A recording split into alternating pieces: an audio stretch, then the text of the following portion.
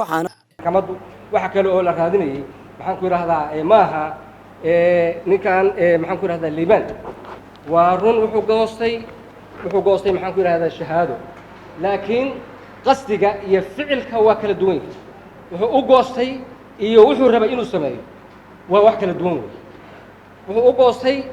maxaan ku yiraahdaa waxa la yiraahdaa dhir waxa la yiraahdaa dhirayn greenhouse waxa la yiraahdo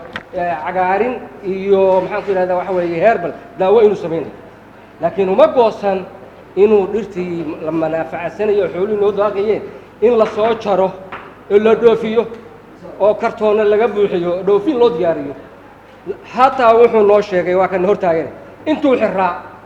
dadkan hadda eedaysanayaasha kamida nin kamida oo ina jawlo la yiraahdo intuu xiraa wuxuu noo sheegay 4,000 oo geed inuu dhoofiyay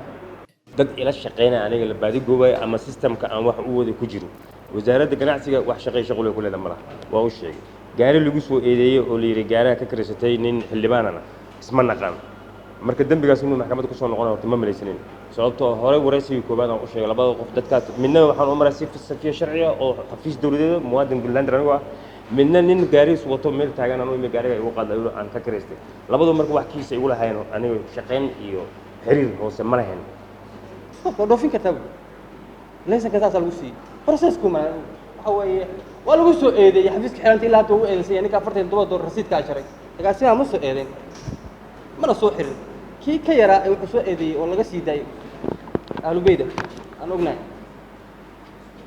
ka cadaalad baa loo baahan yahay xafiiska xiranta waxa ka cadaalad falo qadiyadan hana keeno xildhibaankii buu hayaa oo yaqaana oo lacagtu dhex balse qareenada u dooday ayaa iska fogeeyay eedaas matalayana wasaaradda ganacsiga saraakiisha ka socota waxaan maxkamadda sharafta leh aan halkan ugu soo joodinayaa horta marka koowaad annaga wax eed ahoo muwakkiliinteeda loo haystana looma soo gudbin anigoo qareenkooda ma hayo magaca iyo tilmaanta eedaysanayaasha oo buuxa kow naciime jaamac cumar jaqalood labo علي ناصر أبشر جيري صدح عبد الرحمن صلاة شولة أفر شافعي عبد الشريع حفيزك حيران انتو وحيديسو قدبين يا أفر تاغوف دودا باريستا يعديمها حير إيران انت اللي قربي إني محكمة ظهور كنتو مرة ما يسترنا كوادو مركي أركتي قضب كبغل إيوكو iyo 146 ee xeerka habka ciqaabta Soomaaliyeed markay aragtay xafiiska xeer ilaalinta mar saddexaad mar afraad mar shanaad amreysa oo u direysa inay keento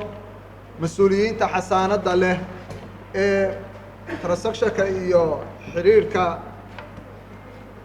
iyo lacag isdhaafsiga dukumiintiga maxkamadda hor yaala lagu cadeeyay ee dhaxmartay eedaysana liibaan oo maxkamadda hor taagan iyo mas'uuliyiinta in la keeno maxkamadda horteeda la keeno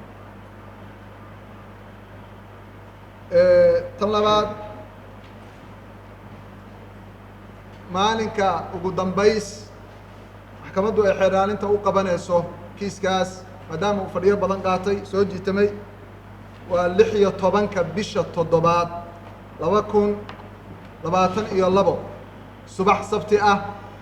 saacaduna tahay 10 subaxnimo ayaan kiiskaas aan rajaynaynaa insha Allah maxkamaddu inay soo gabagabayso hal eed iyo hal xukunna ay ka soo baxdo insha Allah